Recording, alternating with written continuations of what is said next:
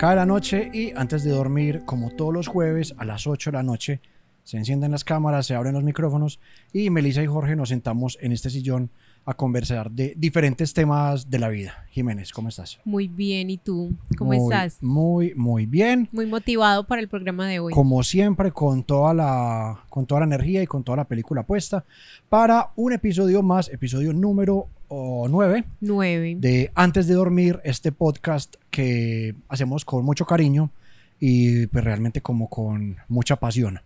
Bienvenidos a un episodio más. Hoy vamos a tener un tema muy bueno, un tema que nos va a interesar a todos nosotros y que esperamos que sigan participando. Pero entonces, para empezar, leamos los comentarios que tuvimos del programa anterior. Les pedimos que nos comentaran. Sí, entonces, sí, porque íbamos a tener un tema muy interesante el día de hoy, como tú lo mencionas. Exacto. El tema para hoy es vivir en Medellín. ¿Cómo es nuestra Medellín? ¿Cómo sentimos esa Medellín? Nosotros, los que nacimos en Medellín, los que han llegado a Medellín a vivir, los que en su momento vivieron en Medellín pero tuvieron que emigrar, hoy queremos hablar de nuestra Medellín, lo que es para todos nosotros vivir en la ciudad. Entonces tenemos comentarios. Sí, tenemos comentarios. El primero es de Julián de 82. Muy bueno el programa de hoy. Respecto al de Medellín, soy muy regionalista y creo que es de las mejores ciudades para vivir. El tema del turismo es complicado, los precios de muchos artículos se han disparado y eso puede traer problemas para los habitantes. Sin embargo, lo que debemos hacer es también intentar aprovechar nosotros mismos esa posición privilegiada de nuestra ciudad para también generar beneficios para nosotros. Y otro tema es el de la gentrificación. He visto mucha gente en contra de esto. Sin embargo, nosotros como medellinenses llevamos mucho tiempo gentrificando otras regiones, como por ejemplo Llano Grande, El Retiro, Río Negro, etcétera. Un tema bastante interesante. Lo vamos a tener en el programa de hoy. ¿Qué otros comentarios tenemos? Y termina así que es un tema muy complejo, pero tampoco podemos ser hipócritas, que ahorita vamos pues como a tocar. Bueno, también nos comentó Tata Serna, ustedes hablan muy bueno definitivamente, hablando de Medellín como el próximo tema, creo que es una ciudad muy completa.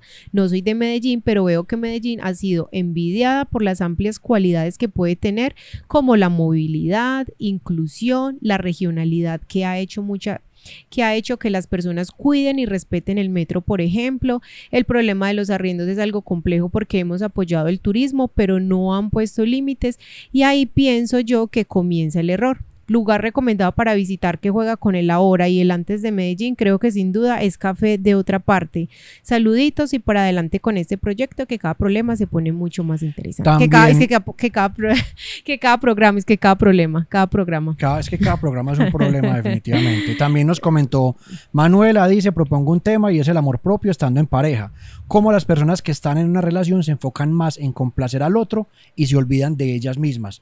Tema que vamos a tener en próximos programas. Muchas gracias, Manuela, por comentar. Clavijo también nos comentó, estos capítulos se disfrutan mucho más cuando se ve en pareja y se entra a debatir. En cuanto al tema, aunque no soy para nada regionalista, considero que vivir en Medellín es una dicha. Al ser tan pequeño y rodeado de montañas, hace que todo sea más cercano, de más fácil acceso. Creo yo que son muy privilegiados en esto. Ahora bien, quiero mencionar un punto y es el tema de seguridad, donde constantemente vivimos en una tensa calma por culpa de los combos y toda su idiosincrasia, y está muy claro que Medellín está llena de ellos y curiosamente en ciertos lugares hace que el barrio sea más seguro. Es verdad. Lastimosamente es un tema bastante complejo, pero considero que Medellín es segura. A mis 30. A mis 30 y péguele. Es que esa letra está muy pequeñita. No, es sacando excusas. A mis 30 y péguele, a mis 30 de y punta. años, sí. No me han robado la primera vez y muchas de las personas de otras regiones sienten más tranquilidad de algo tan simple como de andar la calle con un celular. Esto solo por mencionar un ejemplo. Definitivamente esta ciudad es única, donde nos falta mucho para hacerla mejor, pero es de buen vivir. Saludos. Un saludo para Clavijo. Muy interesante el tema, tocando también subtemas que vamos a estar hablando ahora más adelante, y también recibimos comentarios de @unviejochacal, de Consuelo López y de Hani la Kiwi. Muchas gracias a las personas que se tomaron el tiempo para... agradecemos bastante porque eso nutre el programa y eso a nosotros también nos motiva a seguir haciendo esto. Entonces, el tema de hoy, Melissa, es Medellín, la ciudad de Medellín. Y para todos hemos vivido diferentes épocas que nos hacen tener recuerdos muy diferentes. Por ejemplo, nosotros nos llevamos 14 años y puedo decir que la Medellín que tú viviste no va a ser la misma para mí. Absolutamente, son dos Medellines diferentes, son dos ciudades, son dos contextos y dos panoramas completamente distintos, 14 años de diferencia, ya lo habíamos hablado en uno de los programas anteriores, pero hoy la invitada de honor es la ciudad capital de nuestro departamento antioqueño, la ciudad de Medellín. Yo quiero empezar porque Medellín ha sido nombrada de muchas formas. No sé si de pronto conozcas alguna. No sé. No sabes. Bueno, a través de la historia, Medellín ha sido llamada de diferentes nombres. Aburrá de los Yamesíes. Esa es una. San Lorenzo de Aburrá, San Lorenzo de Aná, Valle de San Bartolomé de Alcáceres, Villa de la Candelaria de Medellín y finalmente se ha llamado Medellín. Pues yo a Medellín la he conocido como Medellín, pero también la he conocido como la Tacita de Plata, como la ciudad de la eterna primavera y es creo que el orgullo de los antioqueños. Uno de los comentarios que mencionaba ahorita Julián, creo que es Juliano, no, creo que Clavijo, no recuerdo, pero hablaban del tema del orgullo, el tema del sentirnos orgullosos de ser antioqueños, de ese valor que le damos a nosotros, de el sabernos hijos de Medellín, hijos de Antioquia, y es un tema bastante interesante. Pero, como lo mencionábamos ahora, vivimos dos Medellín distintas. Yo tuve la oportunidad de conocer muy someramente la Medellín de los 80s, estaba muy chiquitico, pero sí pude vivir más mi adolescencia, pues parte de la adolescencia y los primeros años de adultez en los 90s. Entonces tengo recuerdos muy variados de 2 décadas que fueron vitales para el desarrollo de Medellín, pero también vitales para que Medellín se diera a conocer a nivel mundial, pero por elementos muy negativos. Yo, por ejemplo, de la Medellín de los 80s, de nuevo, es una Medellín que conozco muy poco. Tengo recuerdos muy vagos, pero por ejemplo uno de los primeros recuerdos que tengo de infancia fue estar parado en la terraza de mi casa viendo pasar el helicóptero que llevaba al Papa Juan Pablo II al Atanasio Girardot. Esto fue en 1986 quizás, no, bueno, aquí sí me falla la memoria y no me tomé la molestia de investigar, qué pena. Pero saco cero. Creo que fue en 1986 y es uno de los primeros recuerdos que tengo de infancia. Ver pasar ese helicóptero, saber que ahí iba el Papa, pues obviamente no iba a estar el Papa ahí asomado por la ventana del helicóptero saludando, pero lo vi pasar bajito porque iba para el Atanasio. Yo vivía en ese entonces en un barrio que se llama Florida Nueva, que queda ahí cerca a la estación Estadio, y es uno de los primeros recuerdos que tengo de esa Medellín de los 80s. Claro, porque es que el Papa en nuestra tierra del Sagrado Corazón es el ídolo de multitudes. En ese entonces, donde la fe estaba todavía pues como tan viva, ver al Papa, que llegara el Papa a Colombia. No, obviamente, pero estamos hablando de una fe diferente. Se vivía muy distinto. Entonces es de lo poco que recuerdo de esa Medellín de los 80s, pero hablemos de la Medellín que sí viví, que fue la Medellín de los 90s. Estamos hablando de la Medellín vamos a ser absolutamente honestos, es la Medellín de Pablo Escobar. Y lo vamos a hablar de una forma muy respetuosa, pero vamos a ser muy honestos, nosotros no podemos ocultar el sol con un dedo, nosotros no podemos negar una historia que, aunque dolorosa, fue nuestra historia. Que nos pertenece, no podemos obviar algo que pasó y que es historia. Hace parte de nuestra génesis, lo llevamos impregnado en la piel. Donde vayamos, eso sí. Pablo Escobar siempre va a ser, sobre todo para el extranjero, un referente. Todo el mundo va a Colombia, Pablo Escobar. Y inclusive eso nos pasó cuando viajamos a Europa, 2 ocasiones, y no estoy mal, cuando nos preguntaban de dónde son colombianos, Pablo Escobar era lo primero que era, y uno como, sí, pero hay más. Exactamente, o sea, yo voy a ser muy honesto, mi posición no es la posición quizás de muchas personas, que es como de rasgarnos las vestiduras y decir, pero no, Pablo Escobar no. Hombre, pues, ¿qué hacemos? O sea, mucha gente todavía con llamémoslo un conocimiento muy estrecho, reconoce a Colombia, es por esa historia tan trágica. ¿Qué le vamos a hacer? Y lo que pasa es que Y lo que pasa es que hay antioqueños que se sienten muy orgullosos de eso y por eso la lucen o les encanta pues que todo brandeado de Pablo Escobar, pero es porque no sé, se sienten orgullosos o desconocen un poco de su historia y se quedan con lo mínimo. Son posiciones, pero mi posición es, sí, Pablo Escobar existió, no lo puedo negar. Y yo no siento que me están atacando cuando un extranjero me dice, Pablo Escobar. No, yo lo que hago es tratar de educar. Así. Exacto. Pablo Escobar es una parte de nuestra historia, no lo podemos negar. Como una parte de la historia alemana es Adolfo Hitler, como una parte de la historia de los Estados Unidos es la esclavitud, es Al Capone. O sea, todo país, toda historia tiene su mancha. Y lo que tenemos que hacer con ella es aprender a vivir con ella, pero no repetir esa historia. Entonces, a mí la época de Pablo sí me tocó, estando muy chiquito todavía, pero tengo muchos recuerdos. Tengo los recuerdos de las bombas.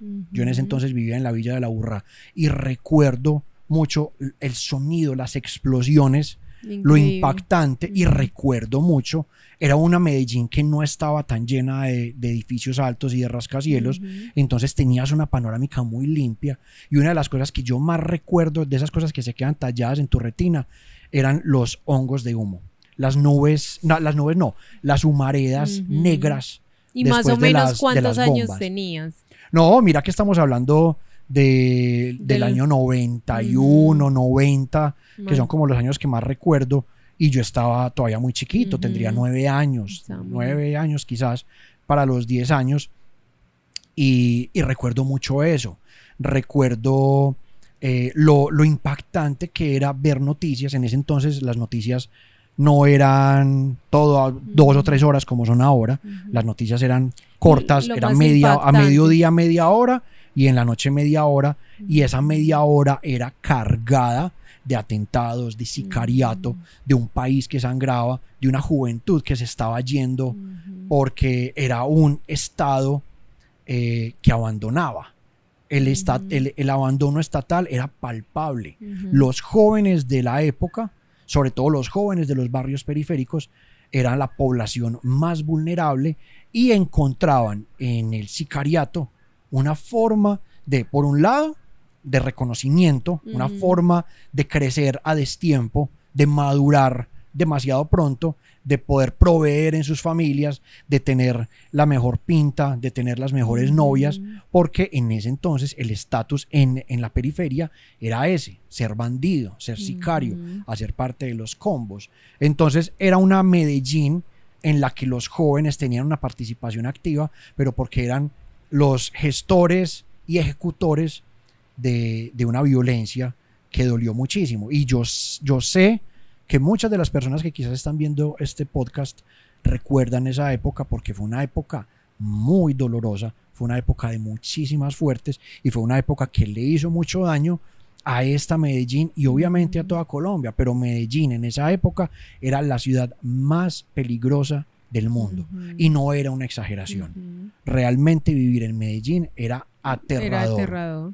Yo no viví pues como esta época.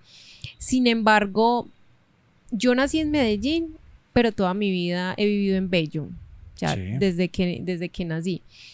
Y viví en un barrio que también era muy violento, de aquí de Bello. Entonces siento que también puede ser como uno de los recuerdos que me dejaron y me marcaron. No estoy hablando de Medellín precisamente, pero sí de un municipio aledaño. Entonces la ventana de mi habitación quedaba hacia la calle y muchas veces me tocaron balaceras. Entonces tengo ese recuerdo donde mis papás me llevaban al cuarto de él o nos teníamos que tirar al piso. Era también, pues fue como lo más cercano que vivía a estos escenarios violentos. La violencia hizo parte de la génesis, no de la génesis, pero sí hizo parte muy importante de la esencia de una Medellín que para nosotros va a ser inolvidable, porque fue una Medellín que dolió, una Medellín que sangró, y una Medellín que dejó recuerdos realmente muy vivos, una Medellín que infortunadamente perdió muchísimas vidas debido a esta situación. Pero yo no quiero que nos centremos en esos aspectos Exacto. negativos solamente. Eso hace Hay que parte. tocarlos. Exacto. Hay que tocarlos, pero vamos a hablar de aspectos también muy positivos. Yo les mencionaba ahorita que en esa época, inicios de los 90, yo vivía en un barrio que se llama La Villa de la Burrá. Y en esos recuerdos felices de la villa, para mí es absolutamente imposible no mencionar mis primeros acercamientos con una de mis grandes pasiones, que era el cine. Ujú. En esa época, el cine se vivía obviamente en los teatros, ahorita hablo de ellos, pero también en las casas, no a través de plataformas. No existía un Netflix, no existía un Max, no existía nada de eso. Cuando querías ver una película, tenías que ir al alquiladero de películas. Y ese era para mí el paraíso. El mundo lleno de... No, es que era mis sueños. Eso era... En la villa existían 3 alquileres de películas. Recuerdo el nombre de 2. Video Variedades y Beta Video Río Claro. El tercero en este momento no tengo memoria de él.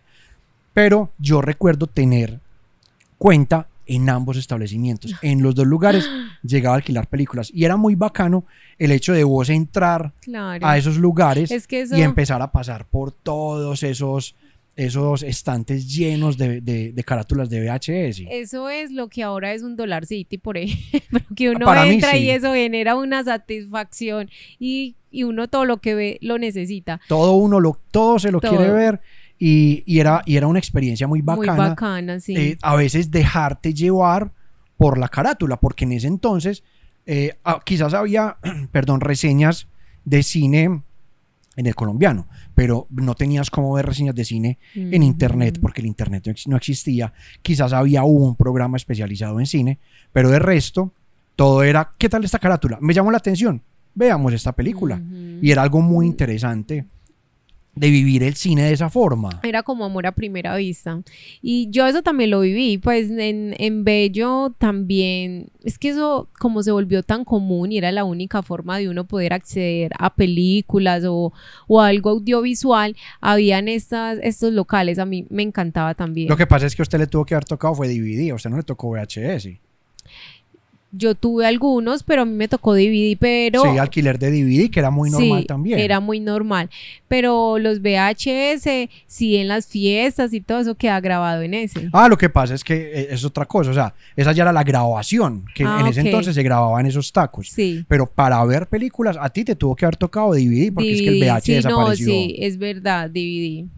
Y ahora, la otra experiencia que para mí era la más mágica era ir a cine. En esa Medellín de los 90s, uno no iba a cine a Vizcaya, uno no iba a cine a Santa Fe, uno no iba a cine a los centros comerciales, aunque por ejemplo en Oviedo había cine, pero las salas de cine eran salas independientes. Entonces uno iba a lo de 180 y al Capri, que quedaban en toda la América. Uno iba a los cines del centro, el Ópera, el CID, el Lido, Junín 1 y 2, Cinecentro, o los que tenían más platica podían ir, por ejemplo, a Oviedo, que era quizás la sala más importante de la ciudad. Pero ir a cine era una experiencia maravillosa, porque era una experiencia muy dominical, una experiencia muy, muy familiar. Y claro, no había tantas salas de cine, entonces el acceso no era tan fácil y era muy emocionante poder ver los estrenos de las películas en las diferentes salas. Yo me acuerdo haber visto 2 veces en cine Terminator 2, que es una de mis películas favoritas, y haberla visto en cine es una experiencia maravillosa. Entonces el cine de esos años 90 era una delicia absolutamente. También recuerdo, por ejemplo, en la Villa de la Burra, que fue ese barrio que me vio crecer y convertirme en adolescente. Recuerdo que el parche era ir, por ejemplo, a jugar por los lados del Monumento de los Obreros. La Villa era un barrio muy grande, era un lugar muy residencial, lleno de peladitos. Entonces habían muchos amiguitos por allá. Me acuerdo que uno llegaba al colegio, se iba a jugar fútbol y tenía que parar a las 3:45 porque a las 4 de la tarde empezaban los supercampeones. Entonces nos íbamos todos a la casa de uno de los muchachitos a ver supercampeones y terminaba el programa y nos devolvíamos para la cancha a jugar fútbol.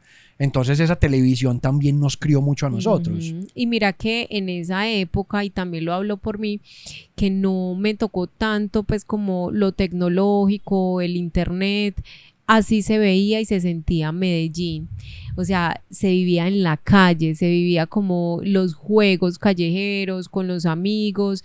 Era muy, muy escaso que de pronto uno se quedara encerrado en la casa, porque pues por lo general no habían celulares, no había, pues había un televisor en la sala y por lo general lo utilizaba era la el televisor mamá, de la casa. era el de la casa. Entonces uno donde se amañaba afuera, en la calle. Entonces por eso también uno alcanzó a vivir esa Medellín en las calles. Y no había tanto niño con videojuegos. Entonces algunos tendrían Nintendo, Sega, Atari, el Family, pero eso ya eran niños que de pronto pues tenían quizás un poco más de facilidad económica. Yo pude tener Nintendo un poquitico más adelante en mi vida, pero independiente de eso éramos muy pegados a la calle. La calle era lo mejor para nosotros. Era una Medellín de contrastes, era una Medellín que, aparte de tener una situación muy crítica con el tema de la violencia, era una Medellín todavía inocente, era una Medellín llena de esperanza y con una generación que era la que iba de cierto modo a transformar lo que era esa Medellín del momento. Los pelados de esa época, los chiquitos de esa época que quisieron romper como el paradigma de la violencia, que quisieron hacer algo más que elementos de una violencia que nos estaba acabando, fueron los que en este momento están transformando de forma positiva esa Medellín. Entonces digamos que es un relato muy interesante el jugar con ese paralelismo de la Medellín del pasado a la Medellín de ahora, y creo que uno de los elementos que de cierto modo pudo haber roto esa brecha, uno de los elementos que de pronto nos pudo haber mostrado, venga, en esta Medellín hay esperanza, esperanza de una ciudad grande, fue la inauguración del metro. La llegada del metro, creo que a muchos de nosotros, sobre todo a los chiquitos, nos dijo, venga, esta es una Medellín por la que vale la pena luchar. Es que eso fue como el primer paso de transformación que Medellín vivió. Sí. Y fue un referente para, inclusive a nivel mundial, puedo decirlo. Sí, porque digamos que no fue una ciudad pionero, pero sí pudo haber sido una ciudad latinoamericana que estaba saliendo dentro de las primeras que pudo haber tenido un metro como sistema de transporte masivo. Exacto. Y obviamente la primera y hasta ahora única ciudad en Colombia con un metro. Con un metro, ajá. Yo tengo una historia que mis papás me contaron y la quiero traer porque me parece muy curioso. Es que, a ver, el metro se inauguró el 30 de noviembre de 1995. Sí. Yo nací el 20 de diciembre de 1995. Obviamente eso fue un boom, pues los primeros días eso era el gentío, todo el mundo contento montando el metro. Y el 20 de diciembre, ya que mi papá, pues yo ya iba a salir, yo ya iba a nacer, mi papá dice que, bueno, entonces nos vamos a ir en metro. Entonces, se llevó a tu mamá en metro para el hospital. Para el hospital. Eso está muy bien, don Alberto. Entonces, guerrera pues, siempre. Yo estando ahí fue mi primera vez montando en metro y fue muy curioso. O sea, tu primera vez en metro fue en la barriga de Exacto, doña Claudia. o sea, lo inauguré. Entonces yo le pregunté a mi papá, ¿y cómo así? Ah, no, teníamos que ir a montar en metro. Entonces, y es que eso es lo que hace, eso fue lo que logró en Medellín. El metro, tener todavía acceso, lo logro, es que acerca. El metro nos acerca a toda la ciudad. Cuando el metro falla, esta ciudad colapsa. Absolutamente. O sea, el metro, aunque muchas personas lo critiquen, aunque digan que todavía les falta, el metro nos lleva, ¿por cuánto? 2.800, no sé, no recuerdo porque no recuerdo cuánto. Yo no recuerdo porque uso moto.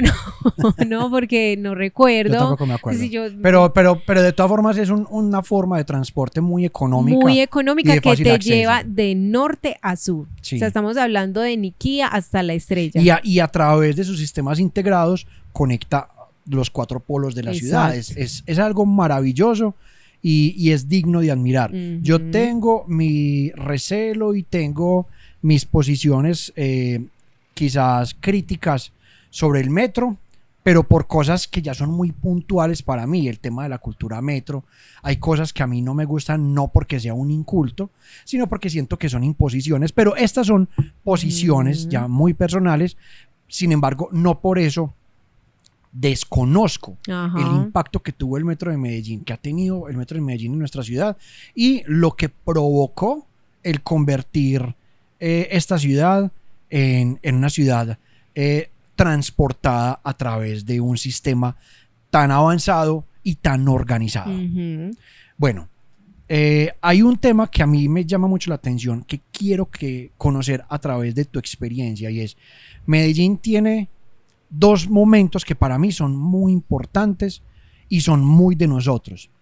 Uno, obviamente, la Feria de las Flores. Y el otro no es un evento nuestro, pero de la forma en que se vive en Medellín, creo que no se vive en ningún lugar del mundo, y es la Navidad. ¿Cómo fueron esas Navidades tuyas y cuáles son tus primeros recuerdos o esas primeras impresiones de nuestra feria, la Feria de los Antioqueños, la Feria de las Flores? Yo recuerdo que para mis papás eran fundamentales y tradicionales vivir estas dos festividades, la Navidad y la Feria de las Flores. O sea, eso era algo tradicional que cada año debíamos de asistir.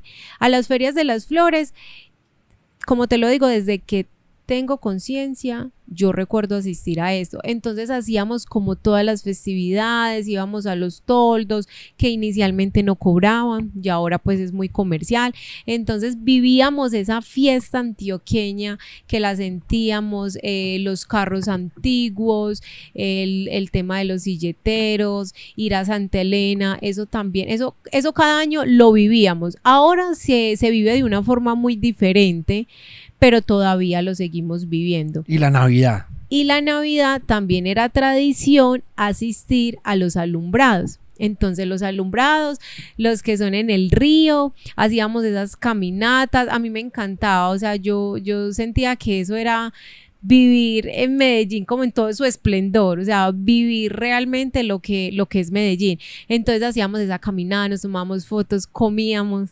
Es algo muy bacano porque en Medellín los alumbrados son, pues creo que son una necesidad. O sea, es esencial que Medellín tenga sus alumbrados navideños, porque no hay Navidad sin ir a recorrer los alumbrados. Antes, cuando yo estaba chiquito, uno iba a ver alumbrados al centro, caminaba por la Oriental, luego el río empezó a coger ese protagonismo, el río se volvió en el pasillo de los alumbrados, en su momento también estuvo ¿cómo se llama esto? El Parque Norte, pero Medellín siempre ha tenido esa historia navideña a través de los alumbrados. Y que ha cambiado, porque el año pasado que asistimos realmente no era lo mismo. Yo dije, esto no era lo que yo vivía antes. Se ha perdido mucho como esa tradición. Inclusive hubo unos años que lo tuvieron pausado, no recuerdo. Creo que fue por pandemia. Creo que por pandemia hubo un año, no recuerdo, en el que no hubo alumbrados, creo. Cuando lo reactivaron no era igual. O sea, no fue igual a como yo lo vivía. Sí, se volvió muy comercial. Las temáticas ya no eran de la Navidad tradicional, sino que se trajeron temáticas de, creo que Disney o algo por el estilo. Ajá. Entonces, digamos que a nivel espectáculo, pues vale, pero a nivel tradición antioqueña, tradición navideña, creo que sí se pudo haber como desordenado un poco el camino. Ya ahora lo que se vive es ir a visitar a los municipios, entonces ir a Envigado, ir a Sabaneta, ir, no sé, como al centro, a la Oriental, como vivir también qué ponen de alumbrados, qué formas se transforman y demás. Definitivamente vivir esa Medellín fue algo, en mi caso, muy especial. Yo tuve la oportunidad de disfrutar esa Medellín y tengo muchos recuerdos de ella, pero hay algo que para mí es muy valioso, y es que esa Medellín no tiene que ser desconocida, por ejemplo, para ti que naciste en otra época o para las personas que no la vivieron. Uh-huh. Y es que hay llamémoslo una radiografía de esa Medellín a la que se puede acceder a través de los libros.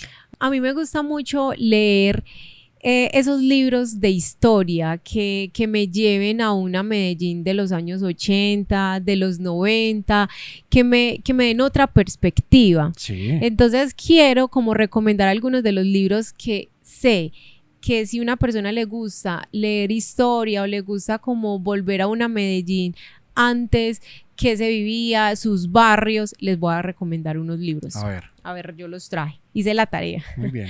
Medellín es así, de Ricardo Aricapa. Ajá. O sea, es un libro que realmente te lleva a una Medellín de antes. Es un libro muy interesante porque a través de crónicas, a través de historias, Entrevistas. te muestran una Medellín vista desde diferentes ejes, pero también una exploración de las diferentes Medellín de la época. Entonces puede uno conocer la Medellín de los bohemios, la Medellín de los artistas, la Medellín desde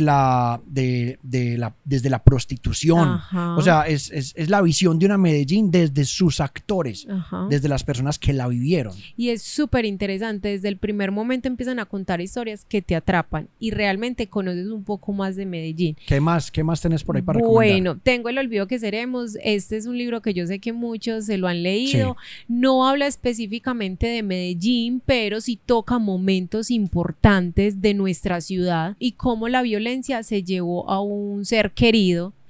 Bueno, y estos dos, Aranjuez, del mismo autor, y La Cuadra, son de un escritor de la Comuna 4. Sí. Y llegamos a él porque precisamente el año pasado trabajamos en unos proyectos en esta comuna que a mí me interesó tanto que yo dije, yo tengo que leerlos porque es conocer la historia, o sea, es entrar a Moravia, su proceso de transformación, Aranjuez, las calles, o sea, son libros fascinantes. Manrique, la Comuna 4 es una comuna que está absolutamente llena, pletórica de historias, y a través de La Cuadra y de Aranjuez, Gilmer Mesa nos lleva a recorrer las calles del barrio y las calles de la comuna en la que él creció, al lado de sus amigos, y aparte de eso, las historias crudas, truculentas, miedosas de esa Medellín. Leerlo es una narrativa. Es crudo, es muy duro. Pero hay algo, yo también tuve la oportunidad de leer La Cuadra, no he leído Aranjuez, pero hay algo en la escritura de Gilmer Mesa que me parece muy bacano, y es que es casi poético. Entonces, es seductor desde la misma crudeza con la que va narrando las historias. Es algo muy interesante, y yo me quiero pegar a tus recomendaciones porque también Medellín la viví a través de la lectura y del cine. Quiero partir de un libro que creo que muchos de mi generación conocimos en el colegio, que nos marcó, que fue No nacimos pa' semilla, de Alonso Salazar, quien fuera después alcalde de la ciudad. Fue la primera vez que yo leí a Medellín de esa forma. Fue la primera vez que tuve la oportunidad de leer la Medellín que yo conocí.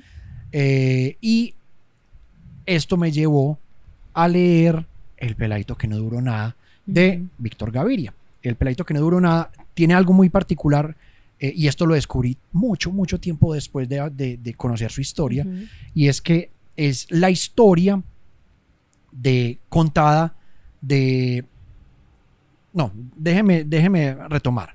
Vea, es la historia de un pelado, pero contada a través del hermano. Y su hermano es alguien a quien yo conocía y yo no sabía, que es Tyrone Gallego, que es un director de fotografía, director de videoclips, de videos musicales muy reconocido en la ciudad, que trabajó con Víctor. Y El peladito que no duró nada fue el libro que inspiró a Víctor a llevar a la pantalla grande la primera historia de su trilogía de Medellín, que fue Rodrigo de No Futuro, protagonizada por Ramiro Meneses. Entonces, El peladito que no duró nada es un libro que luego llega a la pantalla grande a través de esta película, y Víctor Gaviria se convierte en una especie de historiador de esa Medellín a través de 3 obras cinematográficas a las que yo valoro muchísimo. Obviamente Rodrigo de No Futuro, La vendedora de rosas, que es una de mis películas favoritas colombianas de todos los tiempos. Y muy impactante. Muy impactante, y Sumas y Restas. Para mí, La vendedora de rosas es trágica, conmovedora, cómica y documental. Es una cosa impresionante. Yo no me canso muy bien hecha.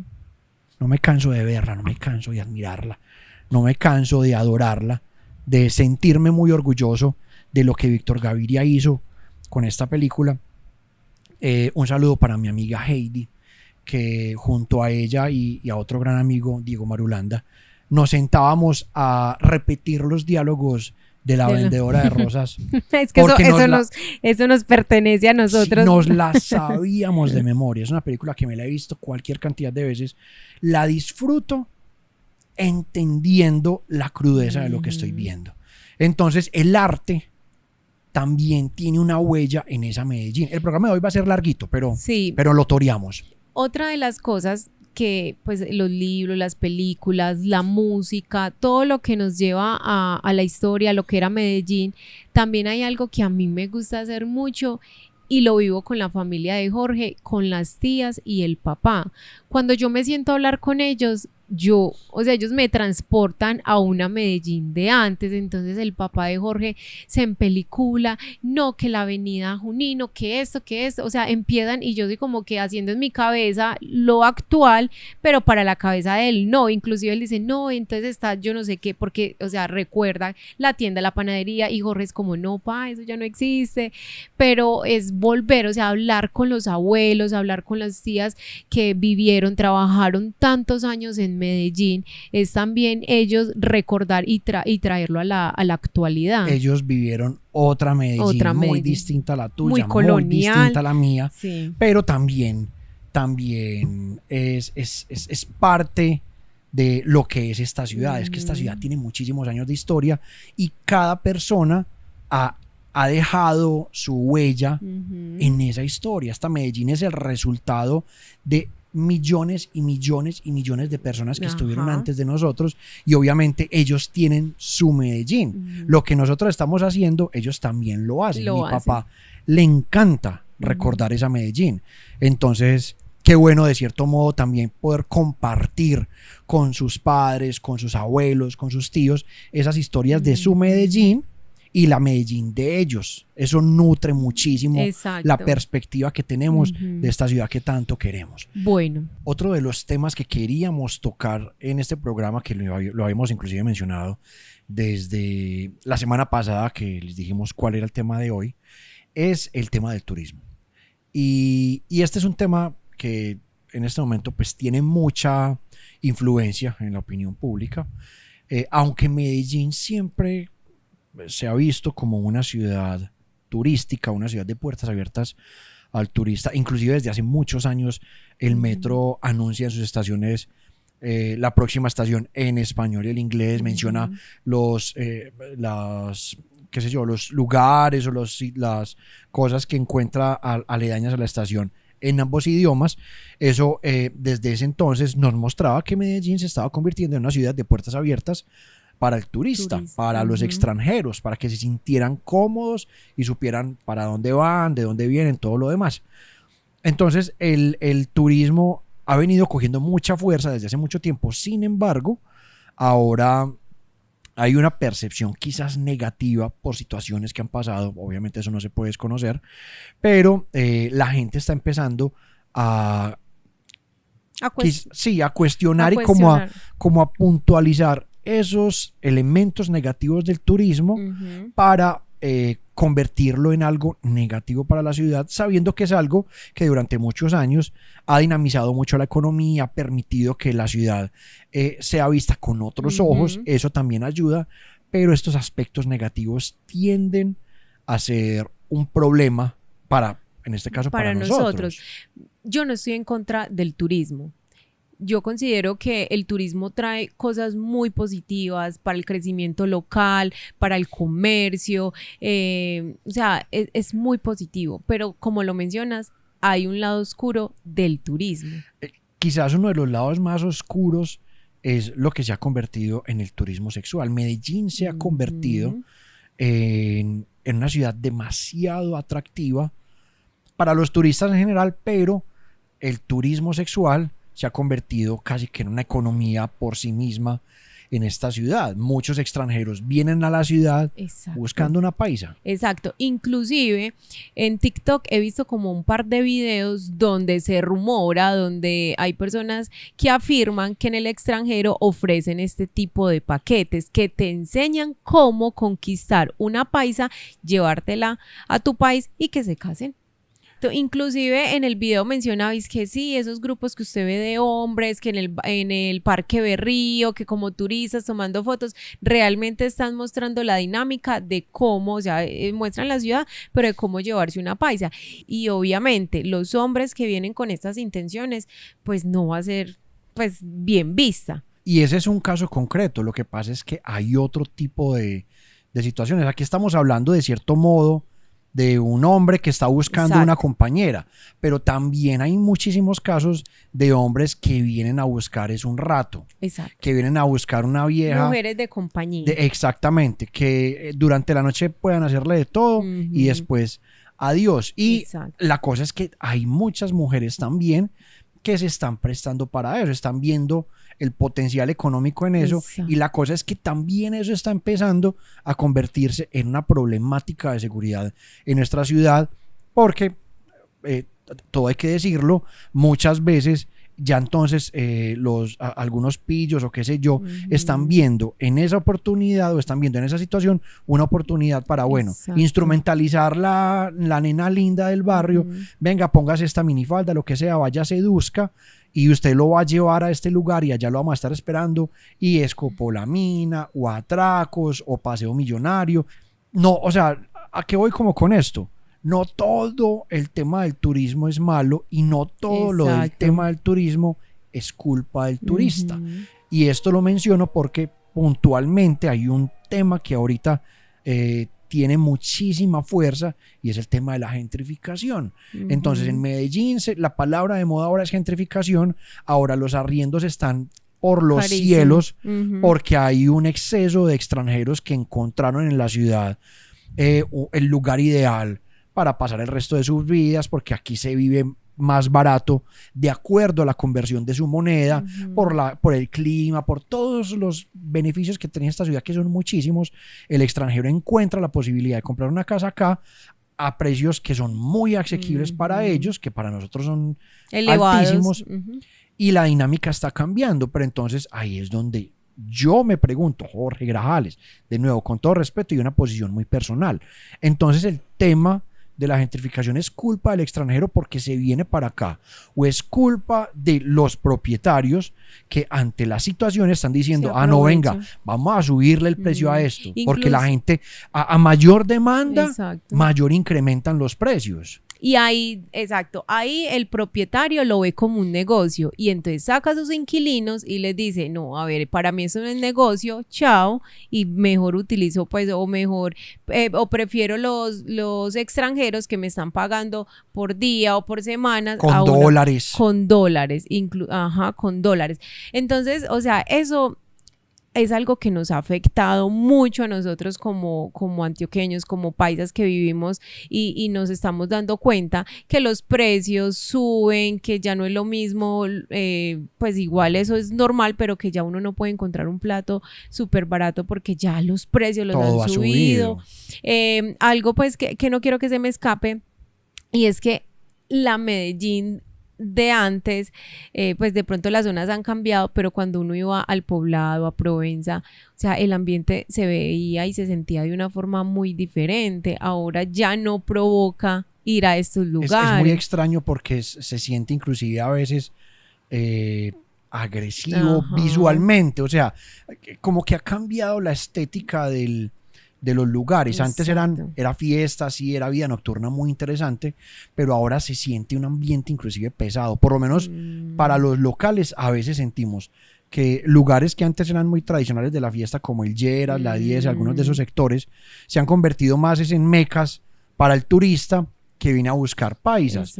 Y de nuevo, no estamos satanizando, estamos simplemente haciendo un análisis muy personal de cada uno de nosotros de una situación que se está convirtiendo en problemática de la ciudad. Y obviamente tenemos todo el derecho de dar nuestras posiciones, nuestros puntos de vista y obviamente, como lo invitamos desde la semana pasada, escucharlos de ustedes.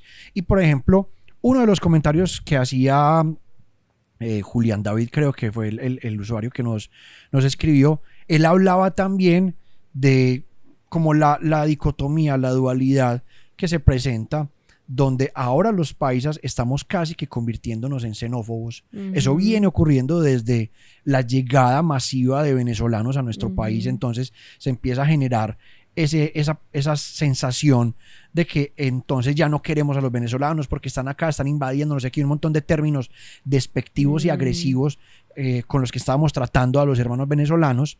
Ahora se está viviendo la situación a raíz de algo que pasó detestable y muy triste la semana pasada con un ciudadano norteamericano que fue descubierto en un hotel con 2 menores de edad y inexplicablemente lo dejaron de volver al país y eso generó también un montón de rechazo desde de la población local hacia los extranjeros. Entonces se empieza a generar como esa percepción de xenofobia, como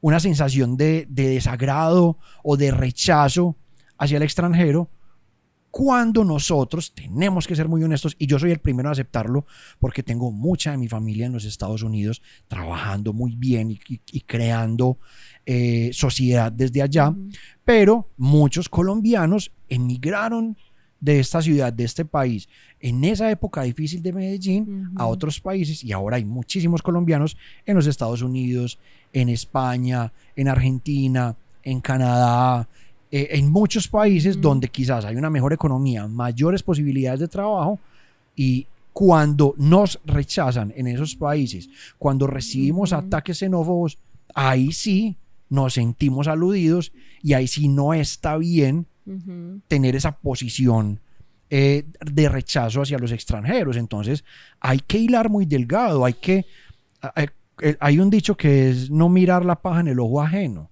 O sea, nosotros tenemos que entender que nosotros hemos sido también la población migrante. Nosotros hemos sido los que hemos llegado, entre comillas, en términos de nosotros, a invadir otros países y aprovecharnos de economías extranjeras. Y ahora que nos están haciendo eso, ahora sí vemos en ello un problema. De eso nuevo, no es justo. Y son diferentes, son posiciones diferentes, pero hay algo que las une, y hay situaciones que unen estas dos posiciones que nos obliga a evaluarlo muy bien. Y que tampoco justifica lo que mencionas anteriormente, que es del extranjero que se encontró en un hotel, que para mí hubo varios errores, y uno de ellos fue que el hotel, pues, no sé si es que lo acostumbra a hacer, pero cuando uno va a un hotel menor de edad, a uno no lo dejan ingresar si uno no está con un adulto responsable que no sea el papá y la mamá, y no con una persona extraña. Entonces, desde ahí empezamos a fallar. Entonces, esto me da plata, pero entonces estoy siendo cómplice de un delito, porque es que eso es un tema muy delicado. Y también hay que entrar a evaluar la actuación de la fuerza pública cuando esto sucede. O sea, porque aquí en este momento una de las mayores críticas que está afrontando la policía es que lo dejaron ir. Exacto. Entonces ahí es donde uno se pregunta, bueno, somos quizás muy benévolos con los extranjeros, somos muy permisivos cuando el delito es cometido por una persona de otro país, porque se están dando situaciones que eso genera una alarma.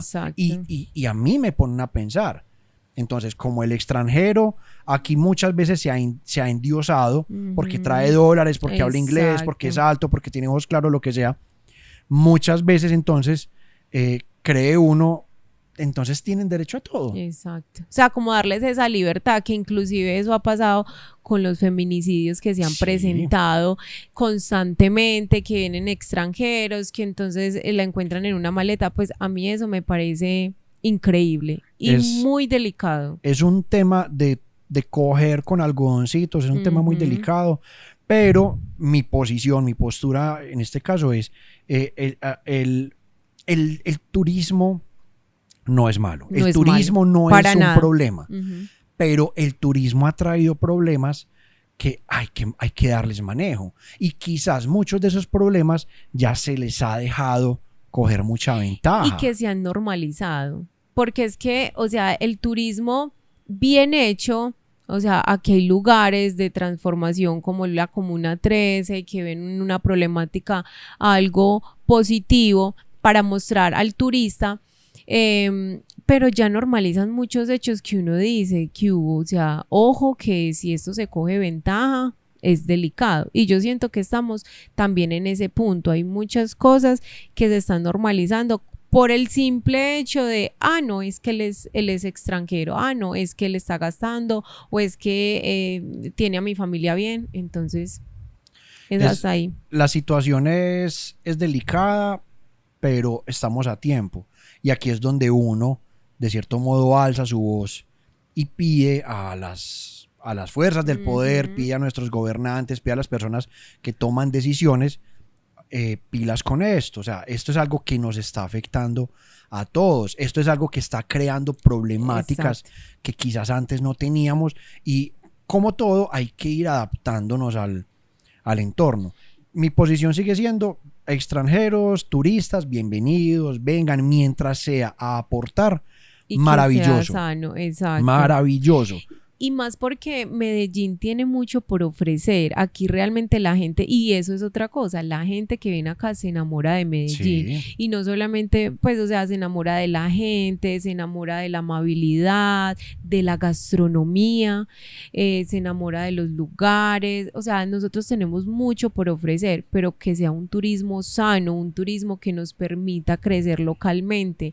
Y yo quiero que, o sea, no nos centremos en esto negativo, sino que también cerremos con lo bueno, lo bonito que podemos encontrar en nuestra ciudad, lo que podemos ofrecer desde nuestro punto de vista, qué le recomendaríamos a las personas que visitan aquí a Medellín, porque también es otro tema, y es que no voy con el turismo tan tradicional, exacto, que son como esos puntos estratégicos que uno dice, va a Medellín y va a esto, esto y esto. No. Sí, viene un extranjero a Medellín.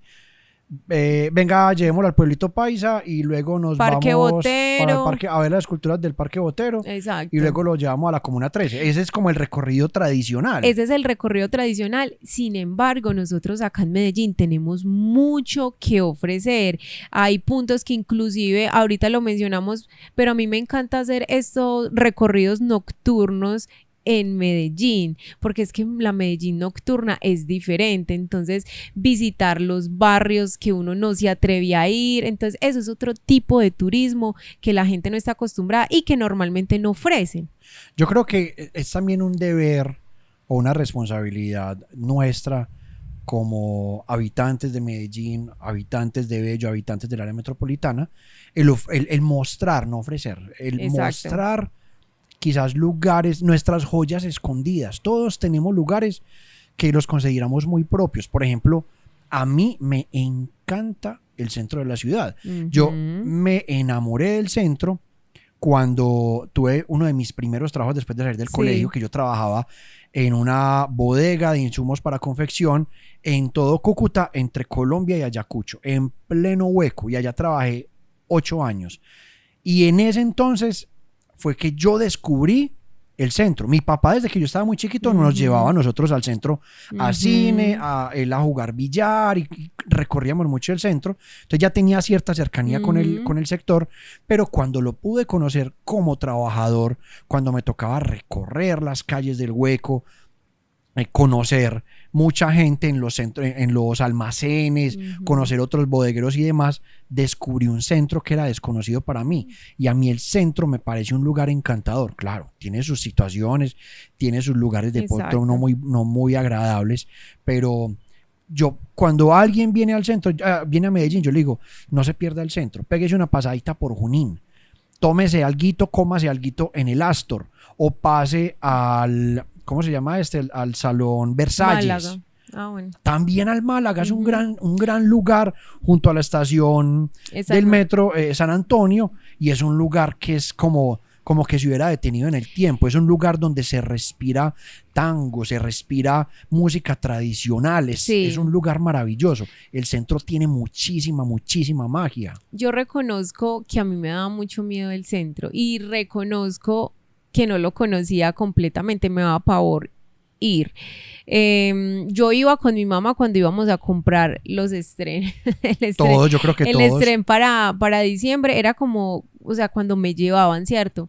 Pero reconozco que cuando empecé con Jorge, me enseñó la magia del centro y recuerdo que siempre era como tarea fija aprenderme las calles, él me explicaba, bueno, y estamos pasando por dónde, entonces desde ahí Y hacía como exámenes. sí, empecé a interesarme un poquito y ya entonces me atreví a ir sola porque me daba mucho susto, si no era con él, yo no iba, entonces iba sola, conocía, empecé a hacer este tour que les mencioné en el Palacio, en el Hotel Nutibara, o sea, y esto es completamente diferente y también es un recorrido, pues era ir a todo el centro y es un registro fotográfico que se hace y desde ahí me empecé a enamorar del centro y es que el centro tiene mucho que ofrecer, como lo dice Jorge, hay cosas que son pues que no son tan buenas, pero que de cierto modo sí, te ayudan. Uno sabe que va a encontrar quizás habitantes de calle, va a encontrar quizás delincuencia común, va a encontrar en algunos lugares caos, muchos buses, muchas motos, pero esa es la esencia bullicio, la gente, pero esa es la magia del centro. Eso es una de las razones por las que a mí me encanta el metro. El centro. Y por lo que a veces reniego de la cultura metro. Porque la cultura de metro creo que es como la cultura que nos quieren imponer, pero por ejemplo la cultura centro es nuestra cultura real. Y eso somos nosotros como antioqueños. Somos bullicio, somos desorden, somos caos, pero somos folclor, somos idiosincrasia. Somos entrones, conversadores, somos seductores. Eso es lo que somos nosotros. Y el centro para mí nos refleja como antioqueños, como medellinenses. Ahora, claro, el centro tiene su magia, pero el centro, por ejemplo, no es el único lugar que yo considero uno de mis lugares favoritos. Otro lugar que a mí me encanta, no es directamente Medellín, pero cuando uno está en Medellín le queda súper cerquita, y aquí en Bello sí que nos queda cerca, y es San Félix. San Félix a mí, o sea, yo creo que si la vida me da la oportunidad, yo me iría a vivir, o nos iríamos a vivir. Ya me sacó. Pero sí, San Félix y también de Bello es lo mejor que pueden conocer. San Félix tiene un clima espectacular, frío, es demasiado verde, tiene vaquitas, es una delicia, es puro campo. Y la comida deliciosa. No sé si han probado el panchocha, pero lo tienen que probar, es una delicia. Producto originario de San Félix y creo que ya es producto tradicional en Medellín. Un lugar encantador, delicioso, y aparte es un producto bastante interesante. En San Félix también encontramos, por ejemplo, uno de mis desayunaderos, quizás mi desayunadero favorito, que es el Gran Cacao, un restaurante fantástico que descubrimos hace muchísimos años y todavía seguimos yendo. Y un lugar que tuve la oportunidad de conocer cuando apenas estaba empezando, que entrevisté a su propietario, un argentino que se vino a vivir a Medellín porque se enamoró de una paisa y todavía está con ella, que se llama Guaira. El argentino se llama Federico, pero el lugar se llama Guaira. Lo entrevisté durante el Mundial 2014 en un programa que estaba haciendo. Conocí el lugar y desde ese entonces hemos regresado cualquier cantidad de veces. Inclusive te regalé la tirada de parapente. Allá. No. San Félix es un lugar maravilloso. Otro de los lugares que hay que conocer si queremos conocer la cultura de Medellín es visitar Manrique, es visitar Aranjuez, es visitar Prado. Allá, o sea, vamos a encontrar una infinidad de actividades, de lugares, de cafés, o sea, que nos ofrecen una gastronomía increíble. Tú mencionabas ahora la razón por la que nosotros nos acercamos tanto a la 4. Bueno, yo en la 4 he venido trabajando desde el año 2008, cuando yo empecé a trabajar en radio, que me dieron la oportunidad de trabajar en una emisora en Manrique. Y estando allá empecé a conocer todo lo que gira alrededor de la Comuna 4. Me empecé a enamorar de Aranjuez, conocí mucha gente muy bacana de Aranjuez, y el año pasado tuve la oportunidad de llevar a Melissa en un proyecto periodístico que nos unió a ambos como comunicadores en la Comuna 4, haciendo una serie de podcasts y de contenidos radiales en las calles de Aranjuez. Y no, o sea, yo redescubrí ese amor por Aranjuez y Melissa tuvo la oportunidad de enamorarse conmigo de lugares como la Puerta Rosa, de lugares como la Casa Museo Pedro Nelo Espina. San Cayetano, la iglesia, al frente hay una gastronomía, o sea, hay muchos restaurantes, comidas ahí pues en la calle. ¿Qué más? Es un lugar, es como una especie Moravia. Obviamente, Moravia, y Moravia tiene unos tours maravillosos. En este momento en Manrique se está haciendo algo que uno relaciona con la Comuna 4 por el tema de su colorido, pero también es una especie de recorrido histórico de la 4 y puntualmente de la vida en Manrique, que se llama Constelaciones. Es también una experiencia muy bacana. Medellín es así, llena de lugares maravillosos que conocer, y qué bueno que ustedes en este video también nos comenten eso. ¿Qué te parece esa pregunta para nuestros usuarios? Para nuestros televidentes o seguidores? ¿Qué es lo que más disfrutan? ¿Qué es lo que más les gusta de Medellín? ¿Qué nos quieren compartir? Y que comenten de este programa. Y también deberíamos dejar de una vez el tema para opinar el próximo. Listo. En el programa de Semana Santa nos comentó... Angie nos comentó. Angie, vamos a leer en un momentico ese comentario. Es más, yo me acuerdo.